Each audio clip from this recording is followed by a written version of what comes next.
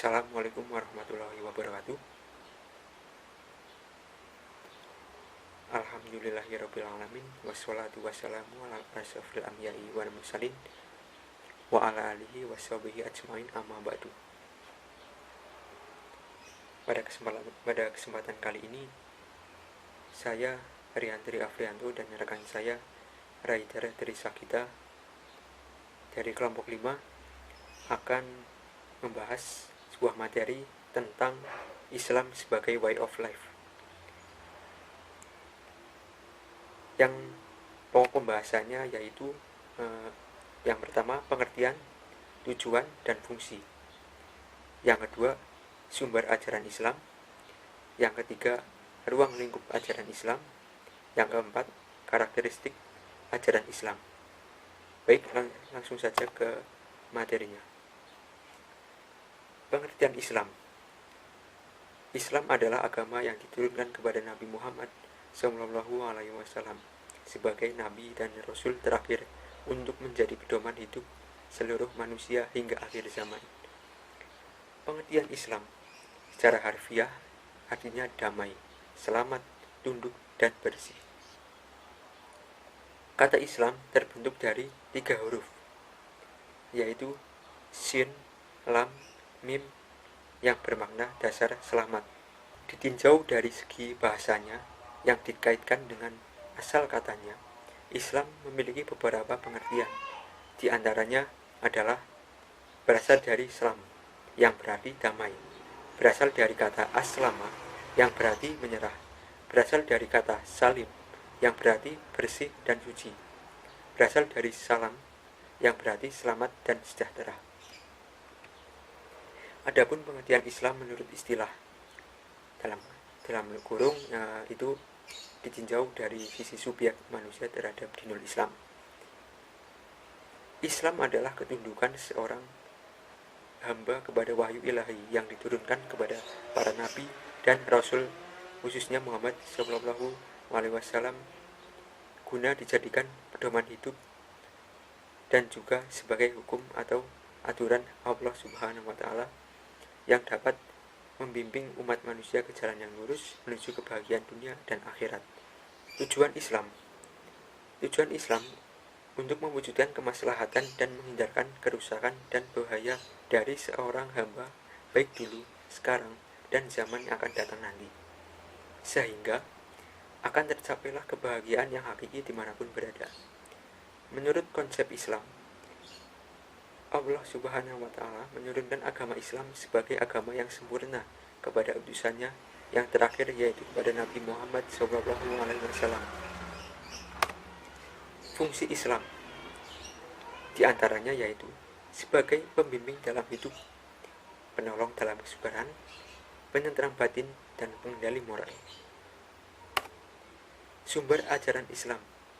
Al-Quran adalah firman Allah yang diturunkan kepada Rasulullah Muhammad bin Abdullah melalui Jibril dengan menggunakan lafal bahasa Arab dan maknanya yang benar, agar ia menjadi hujah bagi Rasul bahwa ia benar-benar Rasulullah, menjadi undang-undang bagi manusia, memberi petunjuk kepada mereka, dan menjadi sarana dan ibadah kepada Allah dengan membacanya.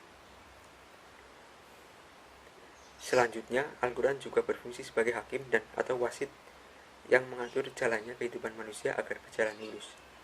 Itulah sebabnya kita seumat Islam berselisih dalam segala urusannya, hendaknya ia berhakim kepada Al-Quran. As-Sunnah. Menurut bahasa, As-Sunnah artinya jalan hidup yang dibiasakan. Terkadang jalan tersebut adalah ada yang baik dan ada pula yang buruk, yaitu segala sesuatu yang disandarkan kepada Nabi Muhammad SAW, baik dalam bentuk ucapan, perbuatan, maupun ketetapan.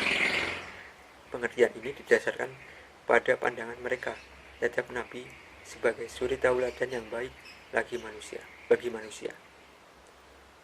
Sementara itu, ulama fikih mengartikan as-sunnah sebagai salah satu bentuk hukum syara yang apabila dikerjakan mendapat pahala dan ditinggalkan tidak berdosa.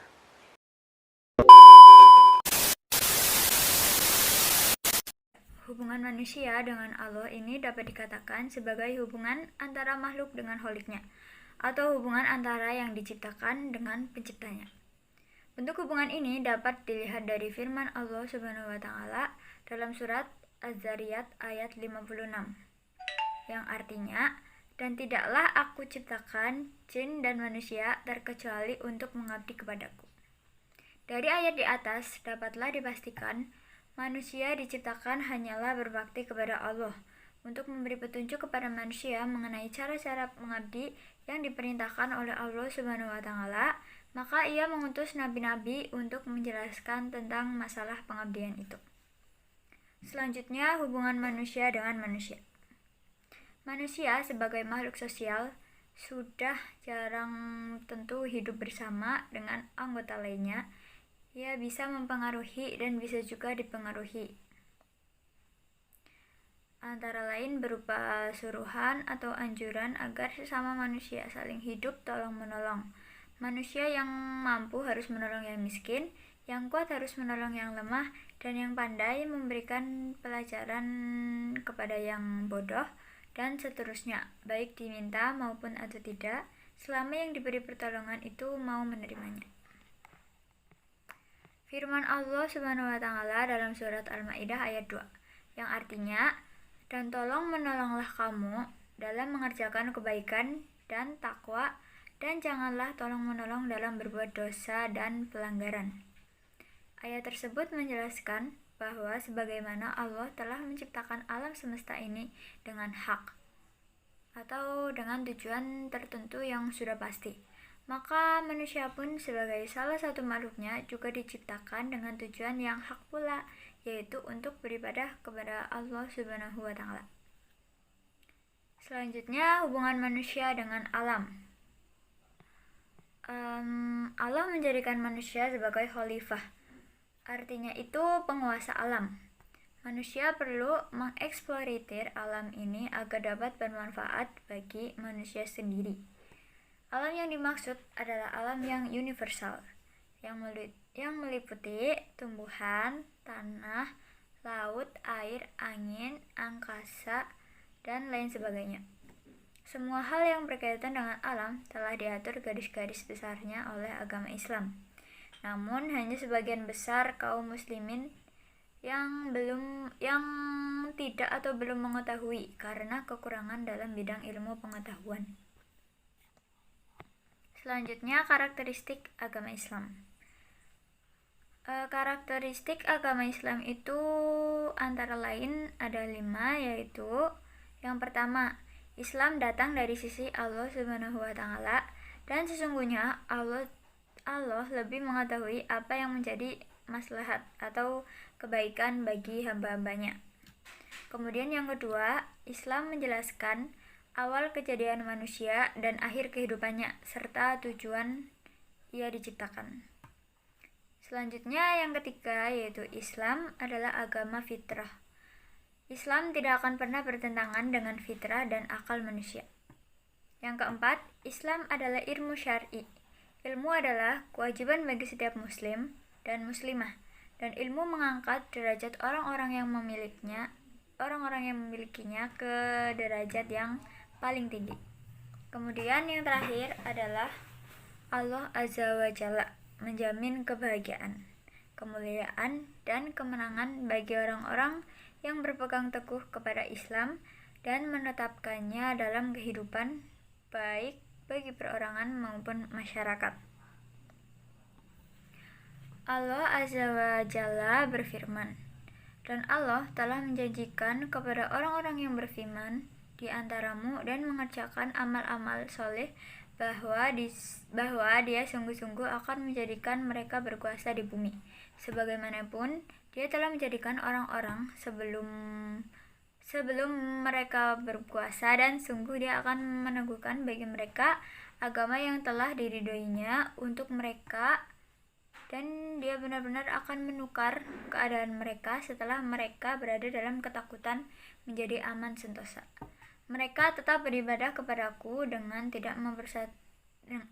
tidak mempersekutukan sesuatu apapun dengan aku. Dan barang siapa yang tetap kafir sesudah janji itu, maka mereka itulah orang-orang yang fasik. Yaitu An-Nur ayat 55. Kemudian yang terakhir yaitu Al-Quran sebagai pedoman hidup manusia.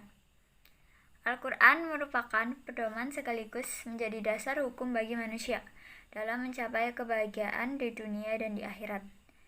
Sejak Nabi Adam sampai Nabi Muhammad, para rasul datang untuk menyampaikan ajaran Tuhan kepada umatnya. Sebagai manusia, para rasul tersebut pasti menemui ajalnya, meninggal dunia.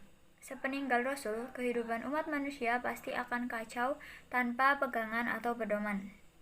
Dengan diturunkannya kitab suci, maka umat manusia memiliki pedoman hidup walaupun nabi atau rasul telah tiada. Kepentingan diturunkan kitab suci dalam hal ini Al-Quran, yaitu agar manusia mengenal dan beriman kepada Allah, Tuhan yang Maha Esa. Manusia cenderung mengakui adanya suatu kekuatan atau kekuasaan di luar dirinya. Manusia dengan caranya masing-masing mencari zat yang maha kuasa. Sekian presentasi dari kami. Bila ada kekurangan, mohon maaf yang sebesar-besarnya. Terima kasih.